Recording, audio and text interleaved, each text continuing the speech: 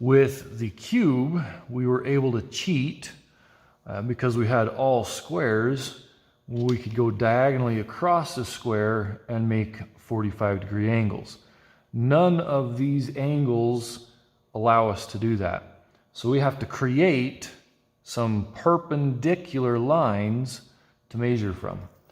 To do that, we're going to use a square. So these are hanging up over next to the ruler. This angle right here is 90 degrees.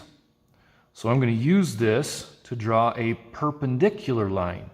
So far, everything we've been doing has been only parallel lines from an edge of the paper.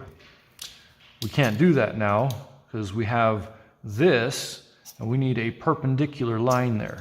So I'm going to take my square and I am going to I'm going to put my pencil right on the corner of the bottom square. I'm going to slide this in here. I'm going to line this up with the edge of the triangle. Just like that. I'm going to draw this line. So this line right here is now perpendicular to both of these lines. Okay? So we're going to measure and mark the rest of the tab. Now we can do the rest of it with our ruler. The tab we're going to make 1.5 inches long. It's only going to be about that long. Just because if we make it much longer, when we fold this all up, it sticks out. It's wider than the triangle part. But we can do this all with measuring. So we're going to measure again from this corner 1 1/2 inches over, and from this line where those cross, we're going to go 1/2 inch and 1/2 inch.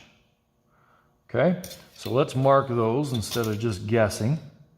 1.5 inches at that corner is all the way over there.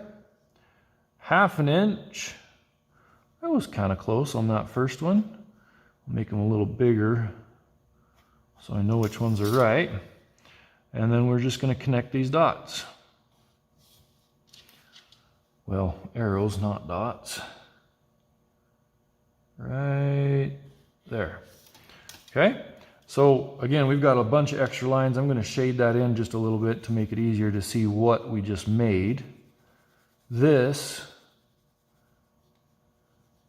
the tab. Okay, and the reason it works is we know where these two lines are 1/2 inch apart. So if I go 1/2 inch over, if I had put another line in there, we would have had a perfect square.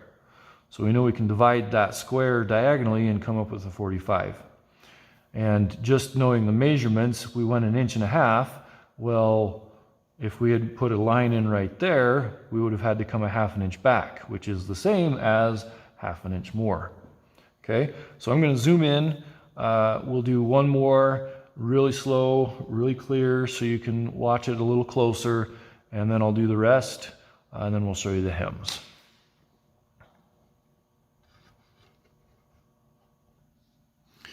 So one more time, I'm going to use the square. I'm putting my pencil on a corner of this, the bottom, the square, like that.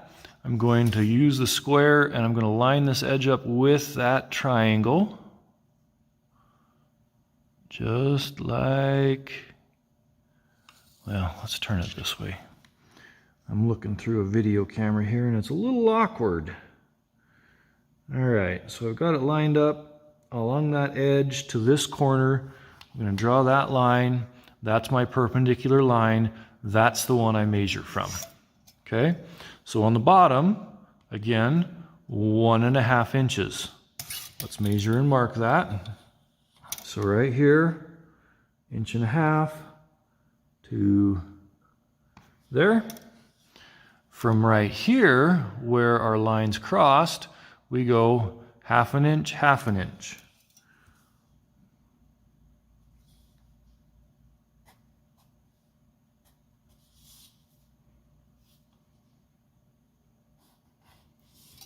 There's one.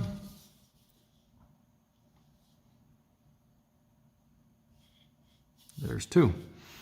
So again, if you want, you can shade it in with your pencil, just so we know what we're looking at. Might come in handy later when we start cutting, as we've got a lot of lines going on there. All right, so again, 1.5 inches from here to here, and then from here to here, that's 1/2 inch, and from this arrow to that arrow is 1 more 1/2 inch. Okay, I'm going to do the other 2 real fast, and then we'll show you the hems.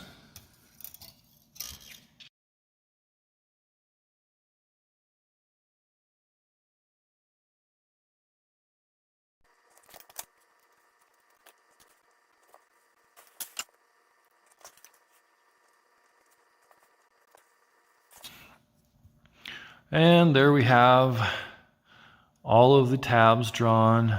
If I scroll down here, you can look at the rest of them. We'll zoom out here in a minute and show you the whole thing.